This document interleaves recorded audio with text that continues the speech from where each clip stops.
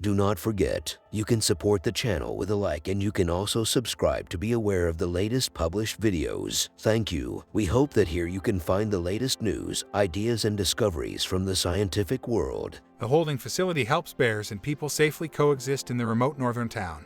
On October 4, 2022, CHANTAL Cadger Maclean, a conservation officer in Churchill, Canada, got a call a polar bear had broken into someone's shed on the edge of town. A teenage female, she had been circling the town's borders for a few days trolling for food. But now Maclean and several other members of Churchill's polar bear patrol team found her standing in the shed's doorway, munching away. This was a bad development. Unfortunately, that bear is going to associate buildings with food rewards from now on, says Maclean, which could lead her to people's homes. That means it is immediately classified as a bear we need to chemically immobilize and put into the polar bear holding facility. Immobilizing a 500-pound animal that can run on uneven terrains or hide among rocks takes a joint land and air effort. Hanging out off the side of the helicopter with a dart gun, Maclean's work partner Ian Van Nest gave the ivory fugitive a shot of Telazol, a quick-acting anesthetic.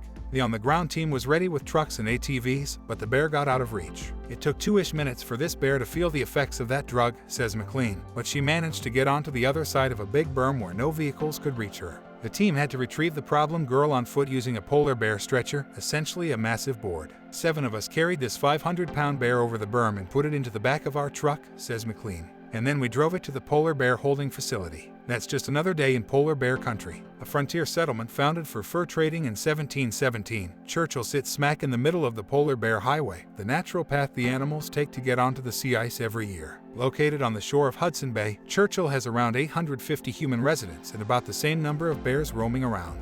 During the winter, the bears live on the frozen bay, hunting seals. But once the ice melts in July, they move on to land where food is scarce. They live off the fat stores they accumulated over winter while eating seal's blubber, explains Rachel Sullivan Lord, a marine biologist and expedition leader with Natural Habitat Adventures, a company that operates polar bear tours in the area. Towards the end of November, they come to shore, waiting for the bay to freeze. By then they've been without hunting opportunities for several months, so they are starving. They'll use any chance to get food. That annual passage makes Churchill a unique place for tourists to watch the kings of the Arctic in their natural habitat. So up close and personal that the creatures come up to the Tundra Lodge, a seasonal wildlife watching hotel, and stand up on their hind legs to peek at the people inside. But it also makes Churchill a dangerous place to live. Maclean remembers a recent call she got when a bear was pounding on a woman's window at 5 a.m. in the morning. It's the worst place for a town to be, she says. Today, we would never put a town here. Years ago, a bear smacking at the window or breaking a door would likely be shot to avoid potential human fatalities. But over the years, that mentality has changed, influenced by tourists' interest in the majestic creatures and by the fact that there aren't many left.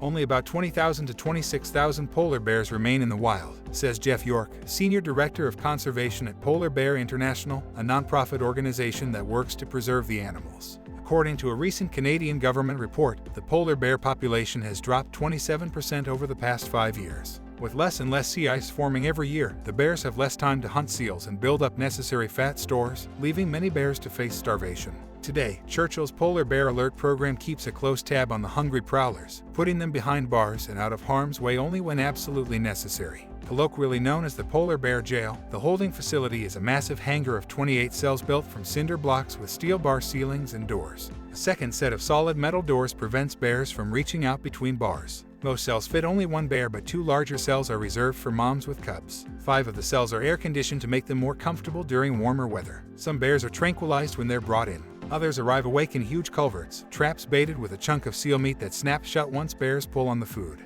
Built in the 1950s when Churchill was an army base, this facility is absolutely unique, York says. Only the military could ship and fly enough material to construct a building that size and strength in such a remote, inhospitable place. It would be very expensive to create and build something that size and with the functionality that they have there, he says. Having that facility has allowed managers to keep bears in the population that otherwise would have been euthanized without the option of holding them until the sea ice was reforming, he says. Instead of shooting the dangerous bears, the patrol team holds them for a few weeks until the bay freezes. That's exactly what happened to Maclean's she-bear burglar. Still asleep, she was weighed and measured from the tip of the nose to the tip of the tail. She received an ear tag for future identification and a lip tattoo as a backup because bears sometimes lose their ears in fights. The tags help the team identify difficult bears in the future. Then the problem teen was transferred into a cell, where she eventually woke up. The jail environment teaches the animals that approaching humans results in a boring and annoying experience, not worth repeating. That's why bears don't get to do much in their cells. They can perambulate back and forth among the cinder blocks or lounge on straw bedding or wood shavings. They can bang on the walls, which is usually a good sign, says Maclean. If we don't hear from a bear, we may occasionally peek in on it, she says. But a bear that's banging is usually a good, healthy bear. While imprisoned, bears get water or snow through a trough that runs across their cells, but no snacks, to avoid associating humans with food. At that point, they're already fasting, explains Maclean, plus they're not spending as much energy as they would be out in the tundra. They're losing almost the exact same weight that they would be if they were out on the land, York says. So they're having a very similar experience in terms of fasting that they would if they were not in a facility. Sentencing bears is a last resort. Generally, the team tries to haze a bear out of town with empty shots and firecrackers. But if the animal doesn't leave, keeps coming back, or starts breaking into buildings, the team has to lock it up. We only do proactive capturing when we know the alternative is worse, says Maclean. The alternative is the bear gets euthanized. So instead of letting it get to that point, we capture the bear. Most bears stay in the lockup for 30 days or until the bay freezes. As soon as the ice forms, they are free to go, an annual spectacle many of the town's residents come to see. Loaded into the culverts, the bears are brought over to the ice and the trap doors are lifted, setting them free one by one. The team drives a truck towards each bear, nudging it to head towards the ice. In 2022, there were only 5 inmates released when the bay froze. All the freed bears happily wandered off onto the ice, hungry for their long-awaited dinner. The shed-breaking youngster was among them. She is out making a living now, Maclean says. She's doing what bears do, hunting seals.